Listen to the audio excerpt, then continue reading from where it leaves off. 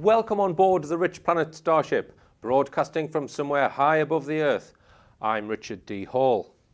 The Starship bullshit meter has taken a hammering recently, with more and more propaganda and claptrap being put out by the BBC and others.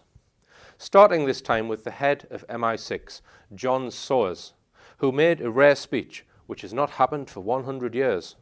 In this speech, he mentioned the importance of human rights, which is a bit like George Best lecturing you on how to stay sober. He said, "We get inside terrorist organizations to see where the next threats are coming from. We work to disrupt terrorist plots aimed against the UK and against our friends and allies. What we do is not seen. Few know about the terrorist attacks we help stop." Few know about the terrorist attacks we help stop. Hang on a minute. Surely if they stop a terrorist attack, then they can arrest those terrorists involved and put them on trial in the International Criminal Court. Where are these trials? Where are the guilty terrorists that MI6 helped stop? The answer, of course, is simple. They don't exist because Sir John Sower is a bold-faced liar. I would argue that if we completely got rid of MI5 and MI6, Great Britain would be a much safer place. Because it is these agencies, under the instruction from the US and Israel, who are actually carrying out the terrorist plots in false flag terrorist attacks. No wonder Sir John Sower argues to maintain levels of secrecy. He stated, "Secrecy is not a dirty word. Secrecy is not there as a cover-up. Secrecy plays a crucial part in keeping Britain safe and secure." Really? It is this secrecy that allows them to commit murder against British citizens and also control the media into making people believe the phony, made-up organisation called Al-Qaeda, which was dreamt up by Zbigniew Brzezinski and his fellow cronies in America. People are waking up to this con, Mr. Soers, and hopefully one day you will end up on trial in a court for being complicit in false flag operations, such as the one recently reported about explosives being found on a plane coming from Yemen. Until absolute proof is provided that events such as this are being done by alleged terrorists, we must assume they are false flag attacks being carried out by our own agencies, such as the London 7/7 bombings, which have all the hallmarks of an inside MI5 job. Staying on the subject of the 7/7 bombings, the Daily Mail reported recently that the families of 7/7 victims were shown footage of the suicide ringleader pushing a supermarket trolley packed with bomb-making equipment in Asda in Leeds. Mohammed Siddiqui Khan, 30, was caught on CCTV strolling through a branch of Asda the day before the atrocity. He filled the trolley with ice packs used to cool the gang's deadly homemade explosives, the July inquest was told. So buying ice cubes is clear evidence you're going to try and make a deadly bomb. But clearly not for cooling their summertime barbecue drinks, perhaps. It was reported by a French explosives expert who examined the bomb sites that the explosives used were high-grade military explosives, which cannot be made by ingredients bought in Asda. I recently took a trip myself to the local supermarket to see if the official story had any credence at all, just to check whether or not supermarkets actually stock bomb-making ingredients on their shelves. Unfortunately, when we filmed in Asda, we were challenged by the staff and asked to remove the footage. I said, "No, I'm not going to remove the footage." They said, "Well, we're going to call the police." I said, "Fine, would you like my name and address to give to the police so they can come round and talk to me?"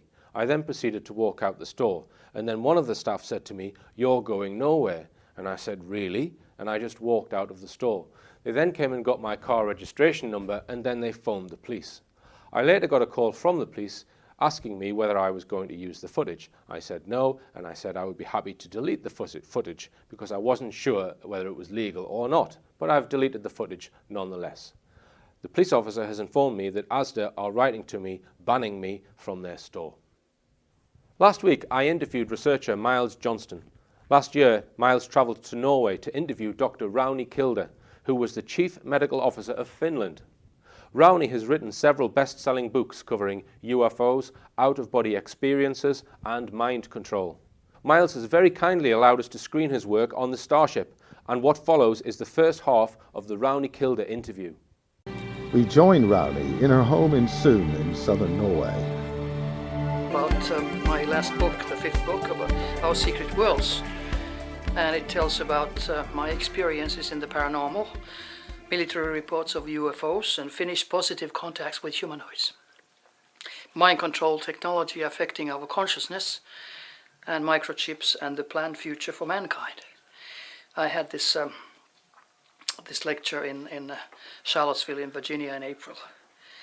And it says here, she is a Finnish best-selling author living in Norway, retired chief medical officer of North Finland, Lapland, with 3 medical specialities. Her biography is in American Who is Who in the World, Who is Who in Medicine and Healthcare, Who is Who in Science and Engineering. She's the first doctor to have published near-death experiences of children in '82 in the international bestseller There Is No Death. This book is in 6 languages. And you have a copy here? I have many copies. I mean, in different languages. Can This you is my explain last. What about this individual being here? This. Who am I? Who am I? I got it from That photograph, can you show any further light on that photograph? Which first appeared in Aviation Week in Space Technology, is that correct? possible. I got this from a NATO officer and got permission to have it on my book. Precisely. I was in '91 in Moscow in a UFO conference, which was opened by General Popovich, Pavel Popovich, who is a cosmonaut. And the chairman of the conference was Dr. Ashasa, and I had no idea that he was the chief of Soviet Navy's intelligence. And there were 400 people attending, pilots, test pilots, officers, and general public. It was open for anybody. And from the States, there were 3 people, Dr. Psychiatrist Rima Leibov, an American journalist, Victoria, who is now married to Colonel John Alexander, and then there was U.S. Army's intelligence chief, Alexander being instrumental in remote viewing and Yes, right. Psywar. Right, but then it was General Albert Stubbletine. So that kind of public for a UFO conference. And the lecturers were from Soviet Academy of Sciences, and of course pilots and radar pictures and all that. So on that level, anybody could come and listen to them. I thought that was flabbergasting. If you think of Scandinavia, you know, it's ridiculed and the highest officers would never say a word about UFOs, officially. And this is what was done. And now, in April, I was in the States, and the same thing happened. I mean, it was the highest military. There were colonels, Colonel John Alexander. I wrote even a 6-page article in the Finnish magazine Ultra, which is our esoteric magazine about UFOs, over 30 years old. And the title was, "It's not about the lights in the sky, but the lies on the ground." And can you imagine? Colonel Alexander was there. There was Edgar Mitchell. He's of course come out with recent statements. He came out from this conference with the statesmen all over the world. And then there was Richard Doyland, the very known historian. You may have heard about him. He talked about sort of a cultural schizophrenia when it concerns UFO question. And Colonel Jones, Scott Jones, is also a doctor. They were all doctors. They all had PhDs on that level. And he was saying that maybe in 2 years they are hoping that, you know, the field opens officially.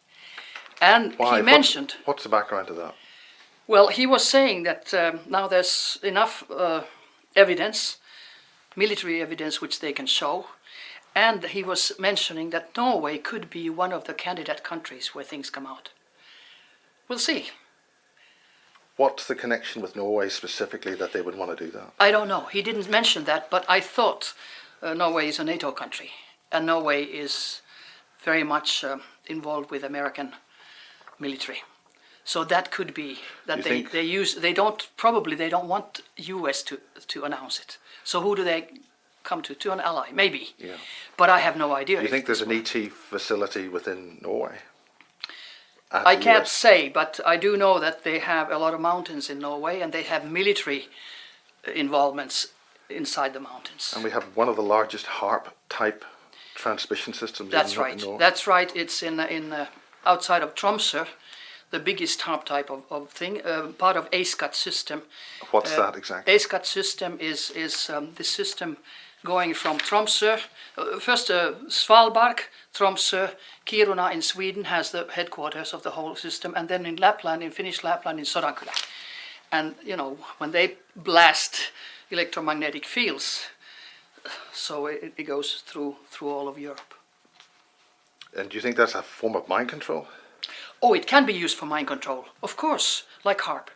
And that is the danger, because people know nothing about mind control. They don't know that your thoughts can be changed, your attitudes, your feelings. If you love somebody sitting at a computer, even through satellites, can say, okay, let's make it opposite. And you start just detesting the person who you love. You can't be in the same room, you know, you feel uncomfortable. I think this is terrible, because you're making people into biological robots. Yeah. And then these school shootings, we've had 2 times now in Yeah. Finland. For me, it was totally clear. It's mind control. In the UK, we had Dunblane, and also we had Hungerford in the Yeah. United Kingdom. It's clear. It's totally clear. They pick out young men who have troubles, maybe psychological troubles, because that's a good camouflage. And then they start beaming a frequency of hate, hate. And all of a sudden, you know, a normal man, young man, becomes just a monster and shoots school children, teachers, whatever, and then it's Delta programming, shoots himself. Yeah, self-termination. Because then you can't. There's no evidence. Yeah, exactly. There's no evidence. The same thing happened in Nepal. You know, when the crown prince shot the whole family, the king and the queen and all the sisters and brothers and cousins. And always there's one question: who benefits? Yeah. Who benefits? The brother of the king was out of town, became king. Now he's out, which is good. But who benefits about the school shootings? If you think of Finland, in European Union, Finland was the only country who voted against restriction of guns. Of guns, yeah. And we are 3rd in the world in statistics, because we only have 5 million people. 3rd in the world having more guns than anybody else, because they are mostly for hunting. Okay, we said no, we don't want restrictions, because our people hunt. And since Finland says no, of course in EU it is no. Then came the school shooting. Then our Prime Minister said, well, we will make some arrangements. But that wasn't enough. Then came the second school shooting, 1 year after. Then he said, now we will restrict. So it's always a political reason. And in the first school shooting, NATO's Secretary General came next day on a visit to Finland. They're trying to push us into NATO for various reasons. 1,700 kilometers common border against Russia. I mean, you can build a lot of shields, right? Well, actually, it started when I was 15 years old. I went into parapsychology because I had a relative who said in 3 previous lives I've been married to my husband who was a medical doctor. And I said, what? 3 previous lives? We only have 1 life. I was innocent and I didn't know. But I got interested. I started reading anything in the 50s that Finland had in the libraries. And then when I became Chief Medical Officer of Lapland in '75, I joined a meditation group. And yes, I started reading anything that in Finland you could find in the libraries. And in 1975, when I had read enough, I thought, I joined a meditation group when I became Chief Medical Officer of Lapland in Rovaniemi at the Polar Circle in north of Finland. And there I became an automatic writer. I sat there in the group for 3 years. Nothing happened to me, but everybody else seemed to develop. But I felt like I would have had a spiritual sauna. You know, I went there tired after the work, and I came, you know, out just vibrating. Until one day, we were meditating, my hand went out and started doing the figure 8. I couldn't understand, so I tried to get it down. I couldn't. There was a force. And I took the other hand and I tried to put it down. It didn't go. And then I thought, this is automatic writing, sign of eternity. And I said in my thoughts, write into the air. What happened? My hand stopped and started writing into the air block letters, S-O-L-V-E-I-G, Solveig.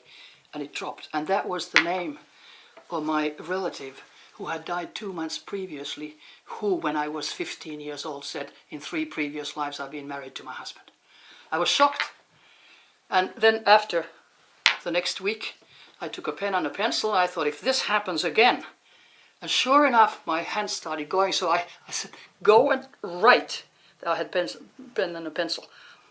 And it wrote the whole name, Solveig, with the last name, I am alive. I mean, come on, she had died 2 months before. And I thought, this is weird. Next time, the same thing happened, and then it was religious text. God is love, and I'm not religious. Maybe a little bit spiritual, but not religious. And I thought, what is this? So what's going on? You're going to write a book that's called There Is No Death. And I thought, what is this, you know? And then also, you're going to Malaysia. Now, I didn't even know where Malaysia was. Why would I go to Malaysia? And I thought this was weird. Anyway, 2 weeks went, and I was at a meeting in Helsinki for the National Board of Health. They came into the lecture room and they said, Dr. Luukanen, the Finnish Red Cross is calling. They want you to come to the telephone. And I went and they said, look, we need a medical advisor immediately. Can you leave for Malaysia? After the break, Rauni talks about her international best-selling book, There Is No Death, which was written in 24 hours using automatic writing. This is where the writer appears to receive the information from an outside source, which takes control of their hand, causing them to write out the script, without them consciously knowing what is being written. In this section, Rauni tells us about her first book, There Is No Death. She talks about mind control and how the CIA tried to classify belief in UFOs as a sign of mental illness, which was opposed by European countries such as Finland. You know, I just dropped. I thought, I said, oh yeah, I got this information 2 weeks ago. They said, no, the telefax came from Argentina today. I said, I have it in writing. So I went back to Rovaniemi and went to our group, and I said, what am I going to do? And my hand started writing again and said, don't worry, we'll take care of it. I said, okay, fine. Because I didn't dare to deal with these energies because I didn't know what it was. And so I left for Malaysia, for Kuala Lumpur, and in 2 weeks the Swiss ambassadress asked us Red Cross ladies for a smörgåsbord, for a lunch. And there comes a lady sitting next to me saying, I'm Gina. I said, I'm Rauni. And the first sentence she says, would you like to join our group? I said, what group? Well, we're a group of 7 Chinese ladies and we're developing our psychical abilities. I sat there like, you know, don't worry, we'll take care of it. And I joined the group and I continued writing and got instructions, and my writing was once, your book is already written on this level, on the other dimension. Give your hand and give your time. That's when I wrote the book, There Is No Death, in 24 hours, when I counted together all the times. And it's an international bestseller in 6 languages, has sold 170,000, which is enormous for a Finnish book. But I was told in writing it's going to be an international bestseller. Well, I have a friend who is a journalist, and it was interesting that she got engaged. And I said, what can I give you as an engagement present, because you have everything? And she said, give me rights to your book, to your manuscript. And I said, wow, just here, take it. And that's how it was published, with a very, very known publishing company in Finland. How was it received? Was this new knowledge, something that was... Well, it became, how would I say, the discussion of books that year. It was 1982. And at the same time, it was published in Sweden, because I had some articles in Swedish magazines, interviews, and had mentioned it.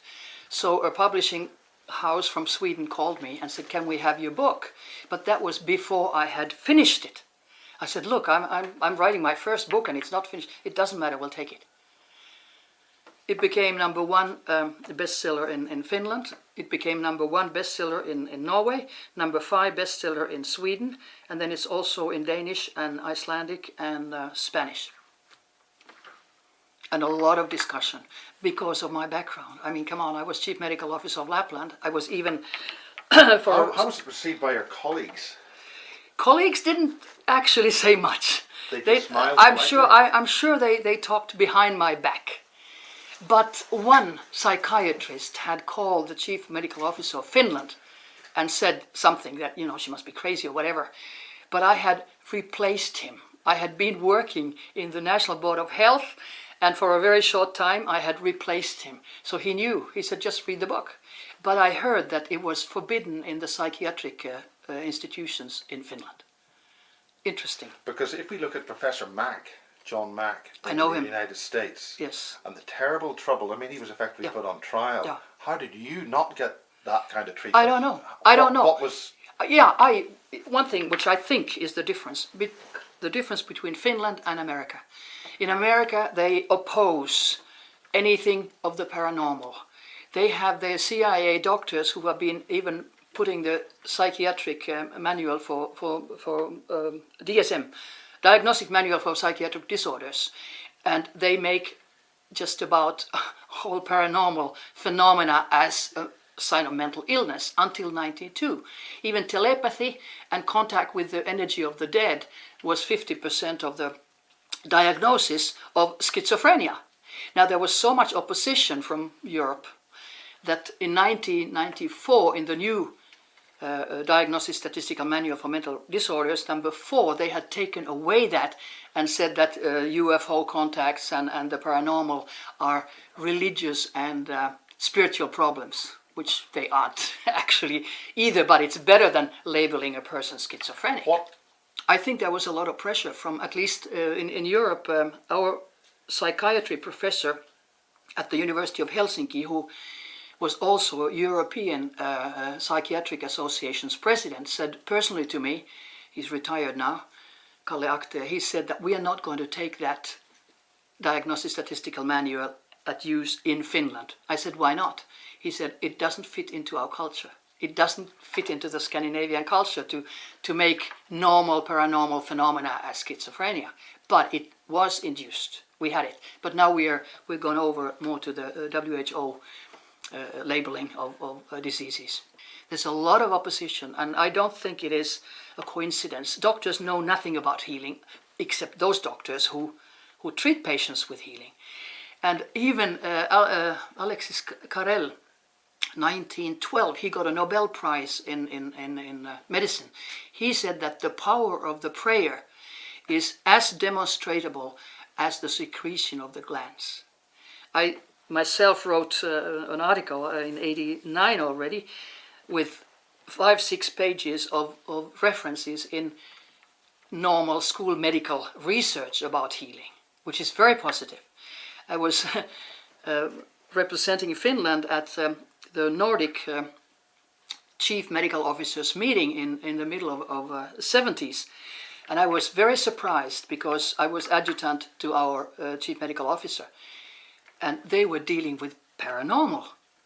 Chief medical officers of Nordic countries.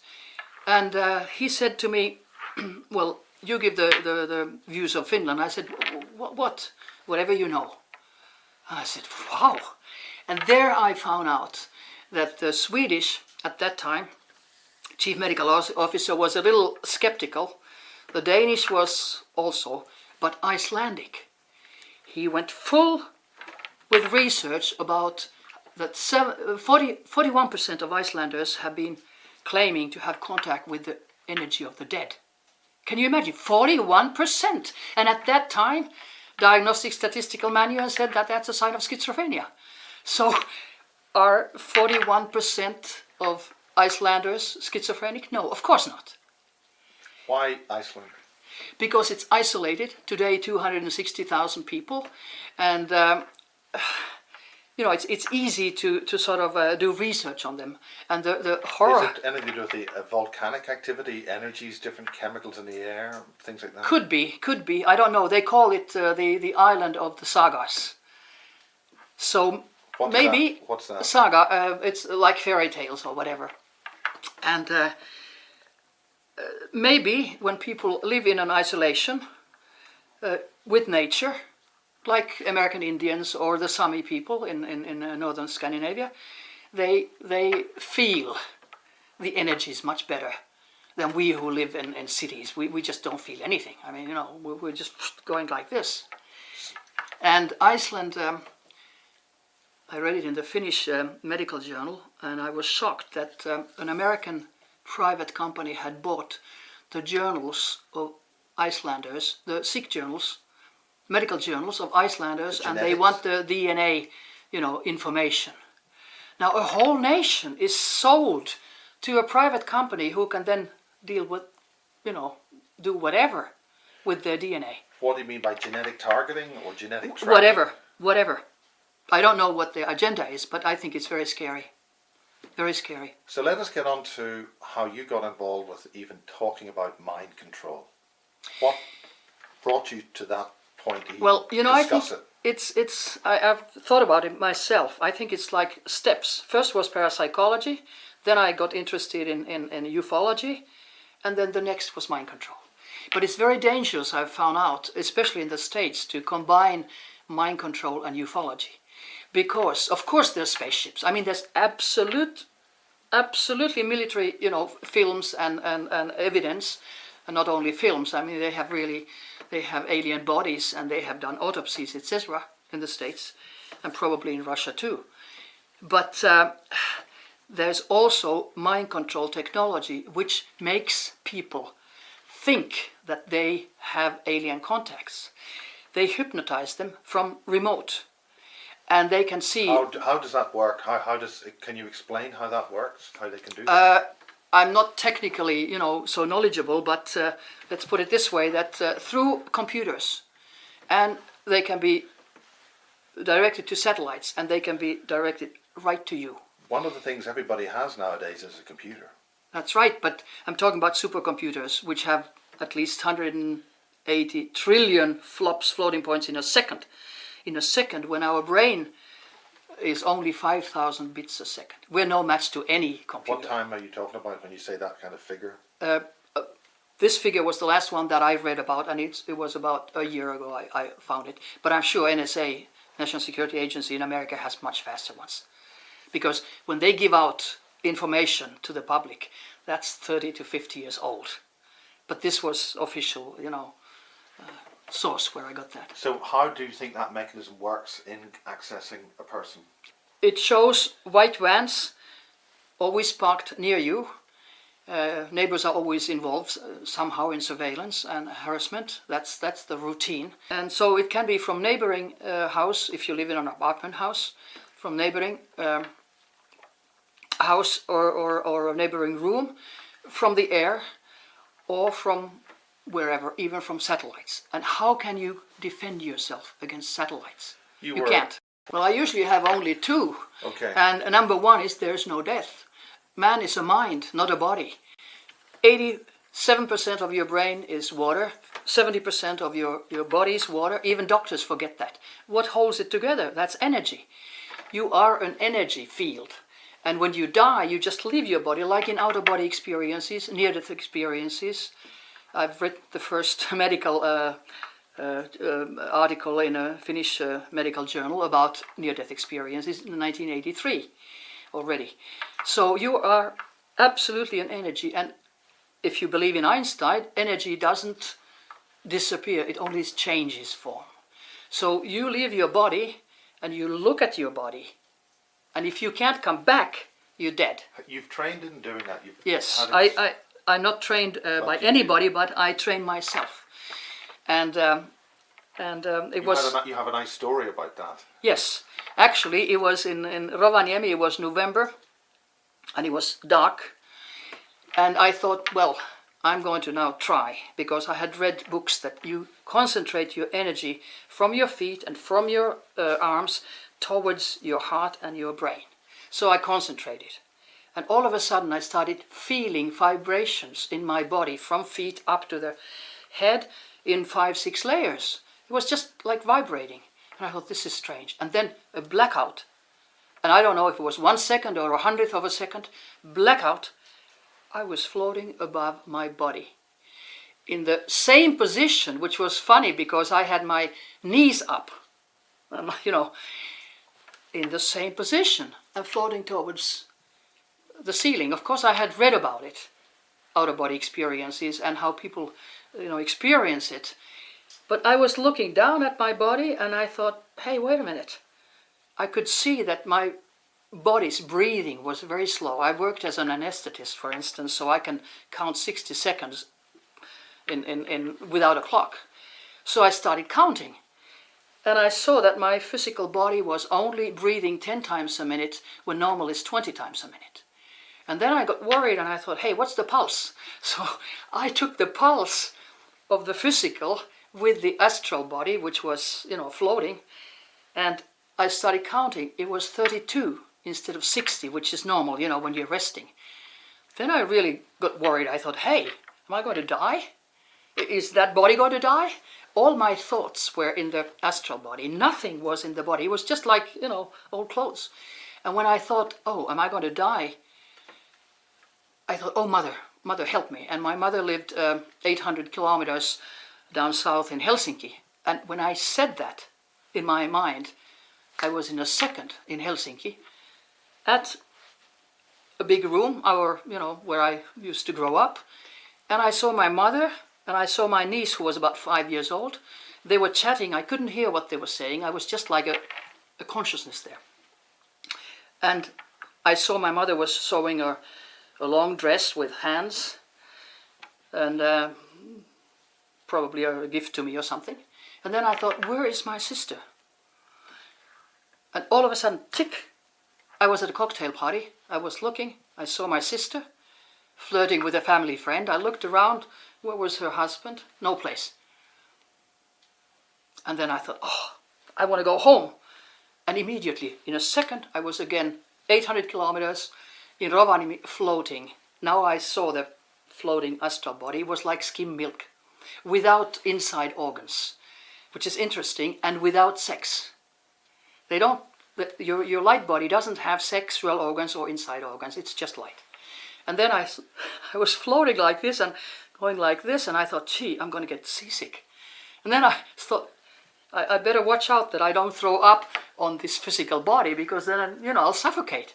I mean, all the thoughts were in the astral, and there was nothing in the physical. And then I tried, zoom, I went back. Whew, I was cold, I was stiff. This is because you felt you were going to die. Well, no, it was, when I was floating, when I came back, I just wanted to get back to the body. I wasn't thinking of death at all. I wasn't, because I was doing astral travel, which of course I had never done before. And then I just went back and fell asleep. And next morning I called my father, my parents in Helsinki, and I said, what was my mother doing at 8, p.m.? Oh, I can't tell you, my dad said, because it's a Christmas gift for you. And I said, it's a long dress with flowers sewn by hand. And he said, how do you know? And I told him the story. And he said, don't ever tell anybody. And of course I went to the Finnish press, In the next section, Rauni talks about the medical profession's ignorance and skepticism of out-of-body experiences, and also about the use of mind control as a weapons system. So, you went to the Finnish press. How did they react?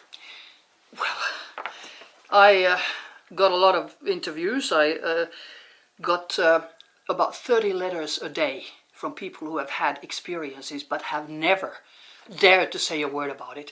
There was a 60-year-old lawyer in Helsinki who wrote to me and said, I have had exactly, that kind of out-of-body experience. I have never told anybody, not even my wife. Then I was married to a Norwegian diplomat, and when he knew about these things, but it took a few years before he said, yeah, when I was a child and I had 40 Celsius fever, I got also out of my body. Males never dare to talk about it because they can't officially talk about their feelings, can they? Yeah, that's right. But officially, this happens to people all the time. There's nothing funny about it. There's nothing abnormal about it. If you have an accident, you get out of your body. If you don't die, you come back. And within the medical profession, that's a much more widely known phenomenon. Now it is. For 30 years ago, it wasn't.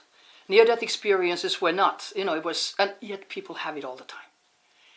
And if you take any average doctor, they still don't know enough about it. They don't. Because they believe in diagnostic statistical manual for mental disorders, which is crazy. It's normal that we can do that because we are energy. And when you said what 5 or whatever are most important points, so at least this, there is no death, is absolutely the most important. You cannot die. And paranormal phenomena are normal. They are totally normal. They're part of our development, our spiritual entity. There's nothing crazy about it, even if... So can you expand on that exactly? Well, like telepathy. Yeah.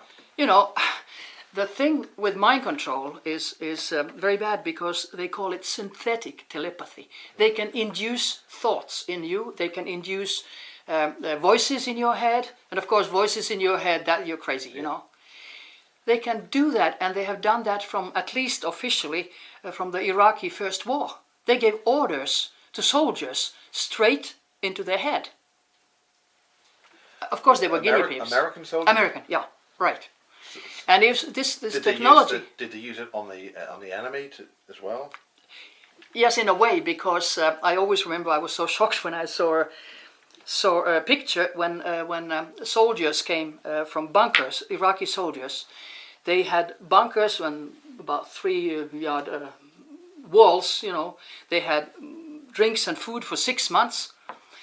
Americans had sent helicopters above, and they had Arabic-speaking interpreters who spoke Arabic to them, and they were sending, with microwaves, orders to come out. They were being mind-controlled, and all of a sudden, all the guys came out.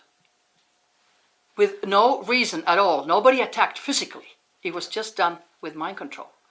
Then they had another one where there was an Iraqi colonel who was, putting his hands up because they were using mind control on him.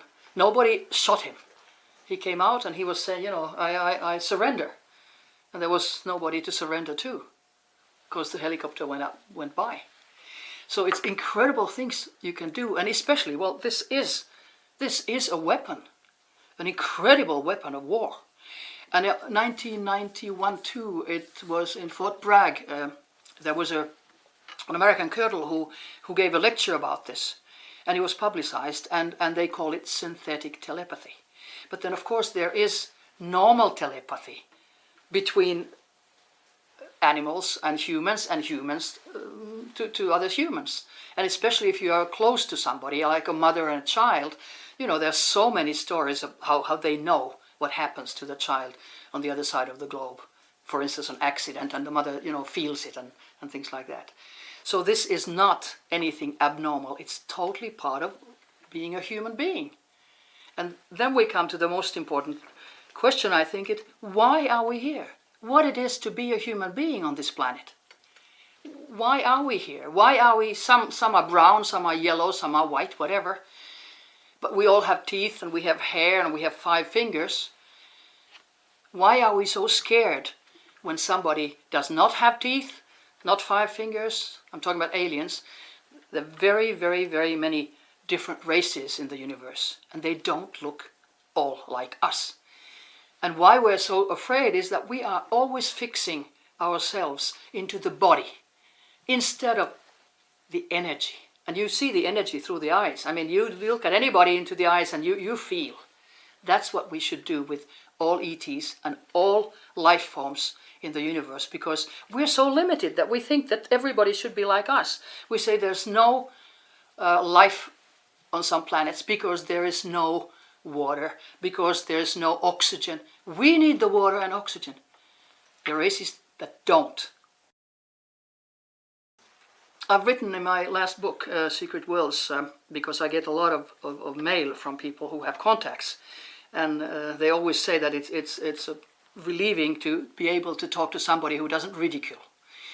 And the Finnish contacts in general are very, very positive. They're very positive. They come at nights, they kiss you on the cheek, they talk with you, they take you up, they don't harass you or do anything bad. Now, in my mind, the question is this real? Because this could be also done with mind control. Now, how can you separate the two?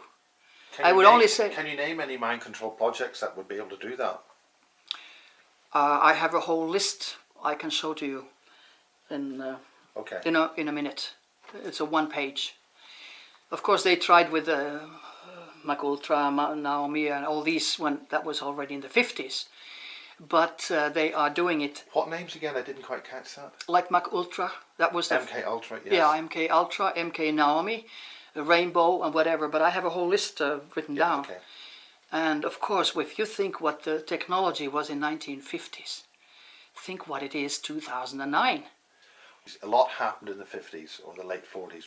A lot, I think, was remote. I mean, when they got crashed UFOs, when they got alive aliens, they got information. How long do you think that's been going on? Back to the 1930s? Probably. But I was just near Washington, D.C. in April 2008 at this X-conference, second Insiders Conference like they called it. And there was Jesse Marcel, and who is a doctor living in Montana, and he's a colonel, retired. And his father was the Jesse Marcel Senior, who at Roswell took home a piece of this, piece of a UFO, and showed it to the son, who was at that time 11-year-old, and said, "You look at this because you're never going to see it again." And he drew, the 11-year-old Jesse Marcel Jr. drew the figures that were there. They were like hieroglyphs. And he also, in his lecture, showed pictures from 1800, end of 1800, of UFOs. And from the US, UFOs from 1932. And as you know, generally they say, oh, it was 49, with Kenneth Arnold. The official information is often lies. Unofficial. The Kenneth Arnold thing, is a lot of that's been suggested is actually a lot of German World War II technology. And in Sweden, Foo Fighters. Yeah. Oh, it's been going on like that. So in your position in Finland, you've been to Russia. Yeah. For some conferences. Can you talk about some of those? Well, I went to Siberia, Novosibirsk, and that was interesting because it was Arctic Medical Research. And of course I was with Arctic Medical Research in Finland and in the Nordic Committee for Arctic Medical Research. And one thing that really got me was that there was Dr. Kashnashev, I think his name was. He was doing research with bacteria and their consciousness from one file to another. Something was happening to the bacteria here, and the bacteria here, was reacting, which is interesting when you think of telepathy, consciousness, whatever. So the bacteria have a consciousness of communication? Well, I mean, communication. Yeah. Communication. So if you think that we are a little bit more advanced than bacteria, so we have tremendous energy and possibilities for communication, normal telepathic communication. Soviet Academy of Sciences officially has been for decades researching the paranormal. Of course, because it is a weapon also. And in this conference in Moscow, there were members of the Soviet Academy of Sciences who gave presentations. When was this conference? It was in 91 in Moscow. And what surprised me most was that they were so open about the research. And now, how did you get to this conference? Because I knew the psychiatrist Rima Leibo from a previous conference, and she was telling me that she's going to this Moscow conference, and I said, "Is it possible that I could come because I was in Finland? It's a short trip." And she says, "Yeah, it's open. Just come." So I just hopped on the plane and came. It was that easy. It didn't even cost anything. It was free. And does that tell you about they were really trying to tell us something, a disclosure? Yeah, I do think so. And there was an assistant professor And this is, of course, just before the Soviet Union collapsed. So yeah, it was just about a minute. The last gasp before. It was exactly, and that energy that it was going to collapse and something new coming, it was there. It was incredible energy in that, 400 people in the lecture room. And who were the type of people there? I mentioned they were pilots, test pilots like Marina Popovic, as audience, doctors, and one thing that came out, and general public. I didn't know the general, I don't speak Russian, unfortunately, but then there was a lady who was an engineer whom I had met in a UFO conference previously, so I asked her to come and sit next to me and interpret something, anyway. And then the next day was very strange, because she didn't come, but 2 men came. I've been married to 2 officers, so I can see their stiff neck and their, I said... what happened to make that change? I don't know. Did she tell you something? Or? In my mind, they realized that I was a foreigner, of course, and they wanted to do surveillance. I said to the other guy, when the other one went out, you're an officer. And he was like, how do you, I said, I can smell them. I know. What is your grade? Colonel. And this gentleman who just went to the toilet, he's my chief general, of course. They were audience.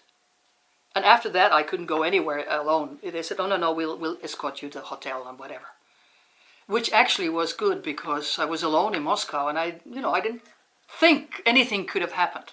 So I was grateful for the information. But Marina Popovic, whom I had met also before, ex-wife of General Popovic, who opened the conference, we made a deal that we'll talk tomorrow. She never came. Somebody must have interfered. I don't know. But the best thing of that conference was that there was an assistant professor, Russian, who is also going to the committees in NASA. And he gave a lecture about UFO contacts, positive ones, and near-death experiences, and what happens. So you're having a Russian expert who deals with NASA, yeah, giving positive, verifiable... Right, in Moscow. In Moscow, about UFOs. And near-death experiences. How people change positively after a good UFO experience and after a good near-death experience. And the changes are permanent, and they are the same. They're the same. And I thought this was incredible. I had come to the same conclusion myself. But hearing it from the podium in Moscow, I thought this is fantastic. You don't hear this in the States because, like you mentioned, what's the difference between Finland and the US? Well, we're allowed to, say what we want and we're not harassed. You go to the States or NATO country Norway, you're harassed terribly when you open your mouth. And that is why you harassed here. That's right, because of the information I give. And my information is all public. I mean, I have no secrecy, no secret, nothing. But there, of course, there's a lot of work digging into old top secret papers, which are now open because of Freedom of Information Act. And what are you getting from those papers? For what information? Number one, that people are not told the truth. People are being lied to. I mean, that's the whole thing. So the lies are? On the ground. And official information is mostly lies. So what is real? We're talking about the real ET situation at the moment, right? Yeah. What is real is that we're not alone in the universe. That's my number two. There's no death and there's alone in the universe. I mean, when you go to an observatory in any country, and then you see the little tiny spot which is called planet Earth, and then you see the universe, don't know it, but as we know it, and then you can't come out saying that, you feel like, I may be an ant to them. Before Russia, the Russian Republic as it is now, have you had any further contacts with Russia since then? No, that was it. That was it, yeah. Was collapsing. Yeah, well, I only have a couple, things that I want to stress very, very much. And that is number one, man is a mind, not a body. So we are energy. Number two, we cannot die. We can never die. Our body dies, yes, but we are not our body. And then we are absolutely not alone in the universe. And the question of ETs, humans, death, is one question. That's We're all very one. important. We're all one in the energy. And we can live in our future. They can come to our past. And there's absolutely no death. There's no time in the universe either. Yeah, our perception of time is a Completely wrong. But we're here to learn. We're here for some reason, and one of the reasons is that, in my mind, this is a very negative planet because we kill our own race. We eat our brothers, that is, meat of animals, and it's not only that we slaughter them, but we also hunt them. And when you or anybody has had a cat or a dog or a cow or whatever, horse, you absolutely know that there's a consciousness in them. They feel, they love, they hate, they're angry. And why would we be the only ones with consciousness on this planet? When our form is different from some other humanoid forms, different from dolphins, different from whales, but they all have consciousness. So we should start concentrating on the consciousness of people. And that way we would see that we're all one. We would not anymore have wars and killings and things like that. But before that, the elite, who wants only power and money, has to change.